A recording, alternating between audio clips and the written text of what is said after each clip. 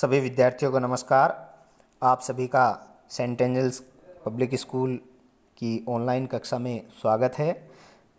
देखिए, मैं उम्मीद करता हूं कि आप सब स्वस्थ होंगे और पूरी तरह से लॉकडाउन का भी पालन कर रहे होंगे।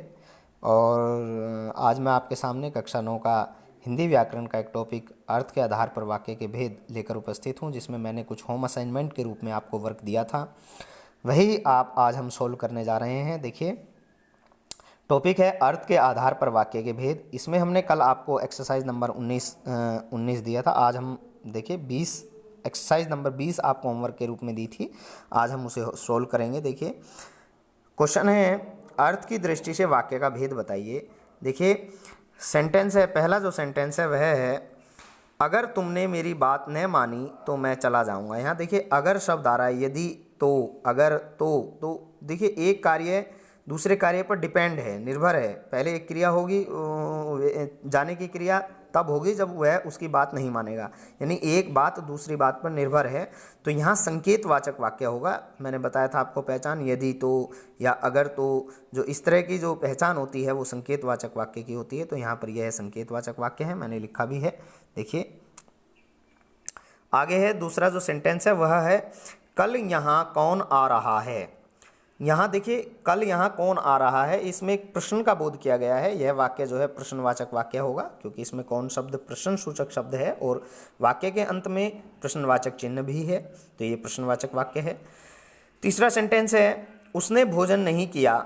यहाँ कार्य के न होने का बोध हुआ है, इसमें नहीं शब्द आया है। मैंने आपको बताया था न, नहीं, मत आदि शब्द आते हैं तो निषेधवाचक वाक्य होता है। चौथा जो सेंटेंस है देखिए ईश्वर तुम्हें दीर्घायु करे, ईश्वर तुम्हें दीर्घायु करें।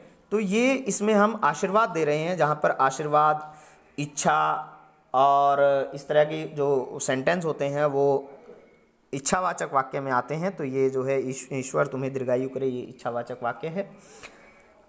आहा कितना सुंदर दृश्य है, ये जो आहा शब्द है देखिए, आहा यहाँ पर प्रश्न विस्मयादि बोधक चिन्ह भी लगा है और ये आहा जो है विस्मय सूचक शब्द भी है। कितना सुंदर दृश्य है, एक तरह से खुशी भी हो रही है, हर्ष सूचक ये शब्द है, वाक्य है। तो यहाँ विस्मयादि बोधक चिन्ह लगा है और विस्मय सूचक शब्द भी लगा है। आहा कितना सुंदर दृश्य है, तो ये जो सेंटेंस है ये विस्मय वाचक वाक्य है। तो पांचवा विस्मय वाचक वाक्य हुआ। आगे है देखिए सिक्स्थ है जाओ बैठकर पढ़ो। जाओ बैठकर पढ़ो ये आज्ञावाचक वाक्य है। जाओ बैठकर पढ़ो, इसमें हम आज्ञा दे रहे हैं बच्चे को, तो ये आज्ञावाचक वाक्य है। अब यहाँ से चले जाओ, इसमें भी आज्ञा की बात है, अब यहाँ से आप जा सकते हैं, यहाँ चले जाओ, ये भी आज्ञावाचक वाक्य हो गया होगा।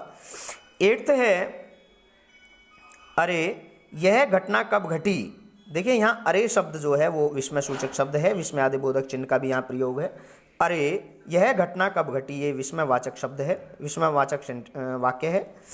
आगे है नौवा अगर तुम आए तो मैं चला जाऊंगा। यहाँ देखिए अगर शब्द है और तो है, मैंने जैसे कि पहले सेंटेंस में ही बताया था आपको, यदि तो अगर तो आता है तो वहाँ पर संकेतवाचक वाक्य होता है, ये संकेतवाचक वाक्य है। 10वां क्वेश्चन है यदि वह परिश्रम करता तो असफल नहीं होता। यदि वह परिश्रम करता तो असफल नहीं होता। यहाँ देखिए ऊपर वाले में अगर तो था, लेकिन इसमें यदि तो है, तो यह भी संकेतवाचक वाक्य है। 11वां है बच्चे शांतिपूर्वक बैठे हैं। बिल्कुल सामान्य जानकारी का बोध हो रहा है, बिल्कुल सामान्य सा कथन है, तो ये विधानवाचक वाक्य है। इसमें कोई प्रश्न, निषेध आदि किसी भी तरह का कोई बोध नहीं हो रहा, सामान्य जानकारी हमें मिल रही है। बच्चे शांतिपूर्वक बैठे हैं, तो ये जो है विधानवाचक वाक्य है। आगे है 12वां है यदि वह समय पर पहुंचता तो गाड़ी न छूटती। यदि तो आ रहा है इसमें, यह संकेतवाचक वाक्य होगा। इस तरह से आपको ये भेद पहचान कर लिखने हैं।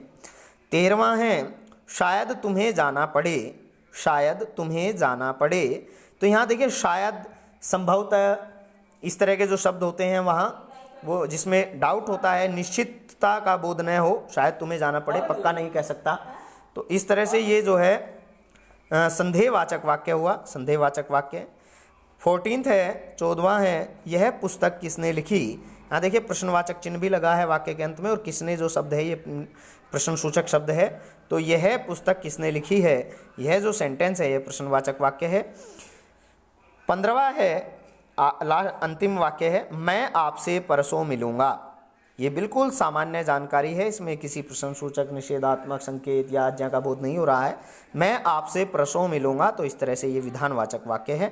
तो इन वाक्यों में आपको भेद बताना था। ये भेद बताने के सेंटेंस परीक्षा में भी इसी तरह से आएंगे। परीक्षाओं में आपको कुछ सेंटेंस दे दिए जाएंगे और उनके आपको भेद बताने हैं। और एक तरह से और परीक्षाओं में सेंटेंस आ सकते हैं, आपके कुछ वाक्य आपको दे दिए जाएंगे और उनका दूसरे वाक्य के भेदों में रूपांतरण आपको करना है, उनको बदलना है। तो वह भी हम अभी नेक्स्ट वीडियो में पढ़ेंगे।